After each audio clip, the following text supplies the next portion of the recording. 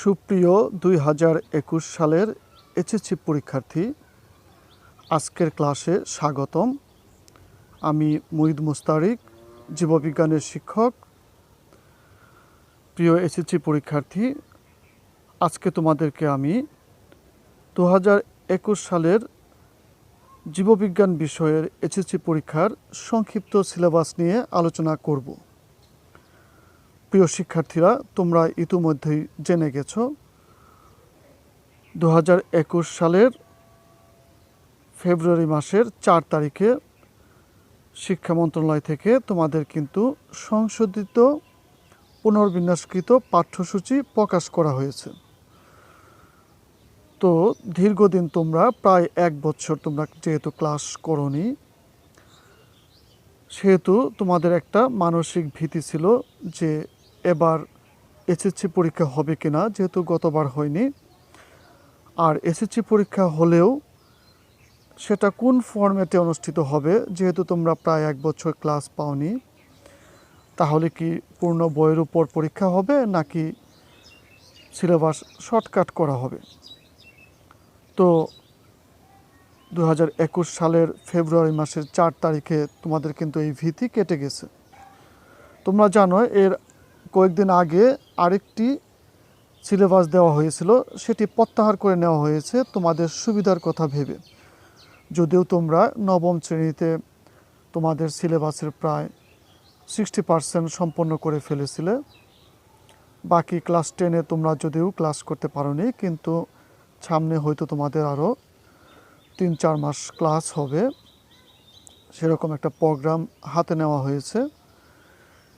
সেই অনুসারে কিন্তু তোমাদের প্রায় 70% বইয়ের উপর ক্লাস হওয়ার কথা ছিল এবং সে অনুযায়ী পরীক্ষা হওয়ার কথা ছিল। কিন্তু যেহেতু মাঝখানে 1 বছরের মতো গ্যাপ হয়ে গেছে, সেজন্য সকলের পরামর্শে তোমাদের আগামী 3-4 মাসের মধ্যে যে ক্লাসগুলো হবে তার উপর ভিত্তি করে এই সিলেবাস প্রণয়ন করা হয়েছে, অর্থাৎ সংশোধিত সিলেবাস প্রণয়ন করা হয়েছে।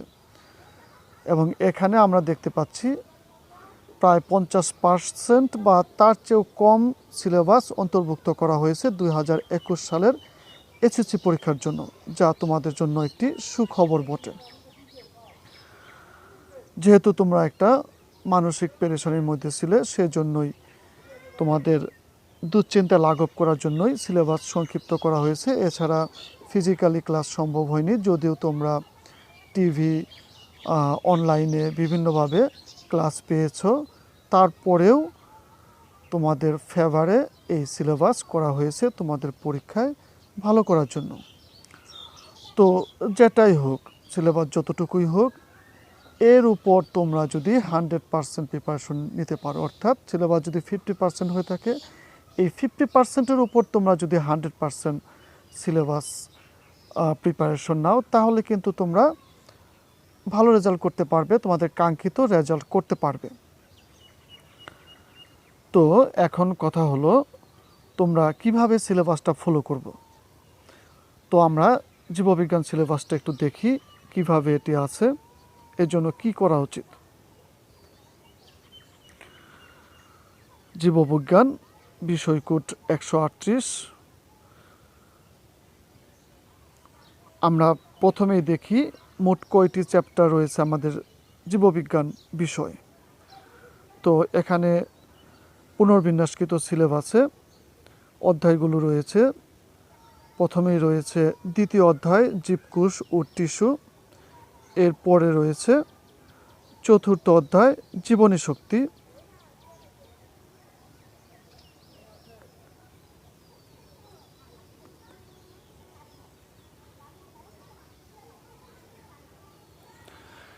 এরপরে আমরা দেখতে পাচ্ছি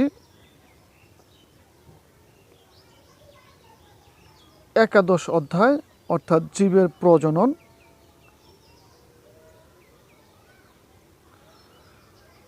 এরপর আমরা দেখতে পাচ্ছি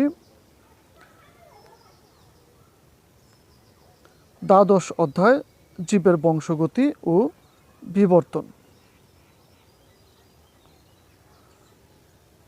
তাহলে আমরা দেখতে পেলাম মোট 4টি অধ্যায় রয়েছে তোমাদের 2021 সালের এসএসসি পরীক্ষার জন্য। তাহলে আমাদের কিন্তু এই 4টি অধ্যায়ের উপর পরিপূর্ণভাবে ক্লাস করতে হবে এবং প্রিপারেশন নিতে হবে। নেক্সট টাইম যখন স্কুল খুলবে তখন কিন্তু এই ক্লাসগুলো ধরে ধরে করানো হবে। ইতিমধ্যে অবশ্য তোমরা টিভি বা অনলাইন ক্লাসেও এর বেশ কিছু ক্লাস পেয়ে যাবে। তো আমরা তোমাদের পাঠ্যসূচি যেটা দেওয়া হয়েছে একটু দেখি এখানে কিভাবে উল্লেখ করা হয়েছে। প্রথমেই দেওয়া হয়েছে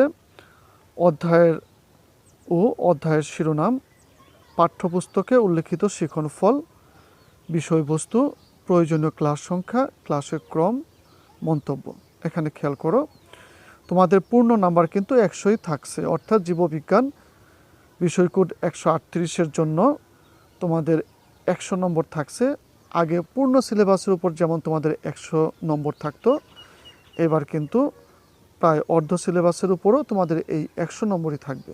এর মধ্যে সৃজনশীল এবং এমসিকিউ মিলিয়ে 75 নম্বর, অর্থাৎ তত্ত্বীয় নম্বর 75 এবং ব্যবহারিক নম্বর থাকবে 25, অর্থাৎ এখানে কিন্তু আগের মতোই নম্বর বিন্যাস রয়েছে। কাজেই তোমাদের প্রশ্নের ধারাবাহিকতা, মানবন্টন কিন্তু আগের মতোই থাকবে, যা এই 4টি চ্যাপ্টারের উপর হবে। তো প্রথমে আমরা চলে যাই প্রথম অধ্যায়ে, জীবকোষ ও টিস্যু। তো এখানে আমরা দেখতে পাচ্ছি এই চ্যাপ্টারে বইয়ে যে কয়টি শিক্ষণফল আছে সবগুলোই কিন্তু এখানে রয়েছে, অর্থাৎ এই চ্যাপ্টারের উপর পূর্ণাঙ্গ প্রিপারেশন তোমাদের নিতে হবে। তো এখানে উল্লেখিত শিক্ষণফলের মধ্যে উল্লেখযোগ্য হলো উদ্ভিদ ও প্রাণী কোষের কোষ অঙ্গাণুর কাজ, উদ্ভিদ ও প্রাণী কোষের তুলনা, অর্থাৎ তোমাদের বইয়ে উদ্ভিদ ও প্রাণী কোষের যে কোষ অঙ্গাণু রয়েছে তার গঠন, কাজ এবং উদ্ভিদ ও প্রাণী কোষের বিভিন্ন অংশসমূহের মধ্যে তুলনা, অর্থাৎ সাদৃশ্য ও বৈসাদৃশ্য দুটি কিন্তু ভালো করে স্টাডি করতে হবে। এরপর আর রয়েছে স্নায়ু, পেশি, রক্ত, ত্বক ও অস্থির কাজ ও এর ভূমিকা। এরপর আছে জীবদেহে কোষের উপযোগিতা মূল্যায়ন, উদ্ভিদ টিস্যু ব্যাখ্যা, প্রাণী টিস্যু ব্যাখ্যা। এরপর থাকছে একই রকম কোষ সমষ্টি ও একই কাজ সম্পন্ন করার ভিত্তিতে টিস্যুর কাজ মূল্যায়ন করতে পারা, অর্থাৎ উদ্ভিদ টিস্যু, প্রাণী টিস্যু এবং প্রাণী টিস্যুর মাধ্যমে যে অঙ্গতন্ত্র গঠিত হয় সে সম্পর্কে তোমাদের বই যা আছে তা বিস্তারিতই জানতে হবে। টিস্যু, অঙ্গ ও তন্ত্রে কোষের সংগঠন, টিস্যুতন্ত্রের কাজ, অঙ্গ ও অঙ্গতন্ত্রের গুরুত্ব, ধারণা। এরপর চলে আসি আমরা ব্যবহারিকে। এই অধ্যায়ে কিন্তু একটি ব্যবহারিক রয়েছে, সেটি হলো অণুবীক্ষণ যন্ত্রের সাহায্যে উদ্ভিদ কোষ অর্থাৎ পেঁয়াজের কোষ এবং প্রাণী কোষ অর্থাৎ এমিবা কোষ পর্যবেক্ষণ। অর্থাৎ তোমাদের এই সিলেবাসের পেছনে যে ব্যবহারিকের তালিকা দেওয়া আছে তার 1 নম্বরেই কিন্তু এই ব্যবহারিকটি দেওয়া আছে, যেখানে তোমরা অণুবীক্ষণ যন্ত্রের সাহায্যে একটি উদ্ভিদ কোষ এবং একটি প্রাণী কোষ পর্যবেক্ষণ করবে এবং এই পরীক্ষাটি ব্যবহারিক খাতায় উপস্থাপন করবে, যা বোর্ড পরীক্ষায় অর্থাৎ বোর্ডের ব্যবহারিক পরীক্ষায় তোমাদের উপস্থাপন করতে হবে। তো এখানে তোমাদের সঠিকভাবে অণুবীক্ষণ যন্ত্র ব্যবহার করতে হবে এবং জীবের নানা কার্যক্রমে কোষের অবদান অনুধাবন করতে হবে। তো তোমরা যখন ব্যবহারিক করবে তখনই কিন্তু তোমাদের অণুবীক্ষণ যন্ত্রের ব্যবহার করতে হবে এবং সঠিকভাবে কিভাবে ব্যবহার করতে হয় সেটা জেনে যাবে। এবং এই পুরো অধ্যায় পড়ার পর তোমরা জীবকোষের অবদান অনুধাবন করতে পারবে। তো লাস্টের শিক্ষণফল কিন্তু এফেক্টিভ বা আবেগীয় শিক্ষণফল। এটির জন্য কিন্তু আলাদাভাবে কোনো টেক্সট তোমাদের বই নাই, পুরো অধ্যায়ে তোমরা যা অনুধাবন করবে সেটাই এখানে উল্লেখ করা হয়েছে। তো এটির জন্য তোমাদের আলাদা কোনো টেক্সট থাকবে না, এটাই স্বাভাবিক। এরপর আমরা চলে যাই চতুর্থ অধ্যায়, জীবনী শক্তি। তো এখানে উল্লেখযোগ্য আলোচিত বিষয় হলো জীবনীশক্তি ও এটিপির ভূমিকা, যার মধ্যে রয়েছে উল্লেখযোগ্য শিখনফল। কোষে প্রধান শক্তির উৎস হিসেবে এটিপি অর্থাৎ অ্যাডেনোসিন ট্রাইফসফেটের ভূমিকা ব্যাখ্যা করতে পারবে। সালোক সংশ্লেষণ প্রক্রিয়ায় শর্করা প্রস্তুতি ব্যাখ্যা করতে পারবে। সালোক সংশ্লেষণে ক্লোরোফিল ও আলোর ভূমিকা ব্যাখ্যা করতে পারবে। সালোক সংশ্লেষণে প্রভাবকের ভূমিকা ব্যাখ্যা করতে পারবে। সালোক সংশ্লেষণের উপর জীবের নির্ভরশীলতার কারণ মূল্যায়ন করতে পারবে। তাহলে তোমাদের সালোক সংশ্লেষণের উপর এই শিখনফলগুলো রয়েছে, যেখানে তোমরা সালোক সংশ্লেষণ প্রক্রিয়া এবং এখানে ক্লোরোফিল এবং আলোর ভূমিকা, সালোক সংশ্লেষণের প্রভাবক এবং জীবজগতে এই সালোক সংশ্লেষণের গুরুত্ব খুব ভালোভাবে স্টাডি করবে, যা তোমাদের পাঠ্য বইয়ে রয়েছে। এরপরেই রয়েছে শ্বসন। এখানে শ্বসনের প্রকারভেদ ও প্রভাবক সম্পর্কে আলোচনা রয়েছে। তো এর মাধ্যমে তোমরা শ্বসন ব্যাখ্যা করতে পারবে, সবাত শ্বসন ও অবাত শ্বসনের ধারণা ও গুরুত্ব ব্যাখ্যা করতে পারবে। এছাড়া সালোক সংশ্লেষণ ও শ্বসন পড়ার পর তোমরা সালোক সংশ্লেষণ ও শ্বসনের তুলনা করতে পারবে, অর্থাৎ এই দুইটি প্রক্রিয়ার মধ্যে সাদৃশ্য ও বৈসাদৃশ্য ব্যাখ্যা করতে পারবে। সালোক সংশ্লেষণ প্রক্রিয়ায় ক্লোরোফিল ও আলোর অপরিহার্যতার পরীক্ষা করতে পারবে, অর্থাৎ এখানেও তোমাদের আরেকটি ব্যবহারিক আছে। এছাড়াও আরেকটি ব্যবহারিক আছে, সেটি হলো শ্বসন প্রক্রিয়ায় তাপ নির্গমনের পরীক্ষা করতে পারবে। অর্থাৎ এখানে দুইটি ব্যবহারিক তোমাদের রয়েছে, যা ব্যবহারিকের তালিকায় 3 নম্বরে রয়েছে এই সিলেবাসের শেষে। এছাড়া সিলেবাসের ব্যবহারিকের তালিকায় 2 নম্বরে রয়েছে সালোক সংশ্লেষণ প্রক্রিয়ায় আলোর অপরিহার্যতার পরীক্ষা, এবং এর পরেরটি হলো শ্বসন প্রক্রিয়ায় তাপ নির্গমনের পরীক্ষা। তো এই দুইটি ব্যবহারিক তোমাদের যখন ফিজিক্যালি স্কুলে ক্লাস হবে তখন তোমরা পাবে, এবং এর উপর তোমরা ব্যবহারিক ক্লাস করে খাতায় এর উপস্থাপন করবে, বিষয় শিক্ষককে দেখাবে, সিগনেচার নেবে এবং পরবর্তীতে বোর্ড পরীক্ষায় অর্থাৎ বোর্ডের ব্যবহারিক পরীক্ষায় সেই খাতা উপস্থাপন করবে। এবং বোর্ডের ব্যবহারিক পরীক্ষায় যদি এটি আসে তাহলে এই পরীক্ষণটি সম্পন্ন করতে পারবে তোমরা।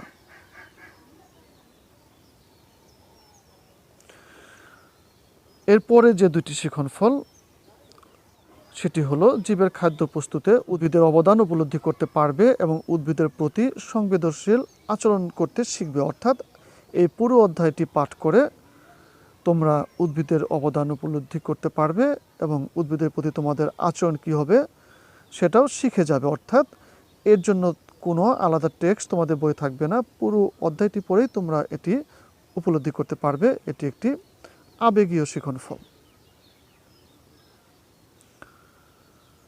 এর পরবর্তী অধ্যায়টি হলো একাদশ অধ্যায়, জীবের প্রজনন। তো এখানেও পাঠ্য বইয়ে উল্লেখিত অর্থাৎ তোমাদের শিক্ষাক্রমে সবকটি শিখনফল কিন্তু রয়েছে।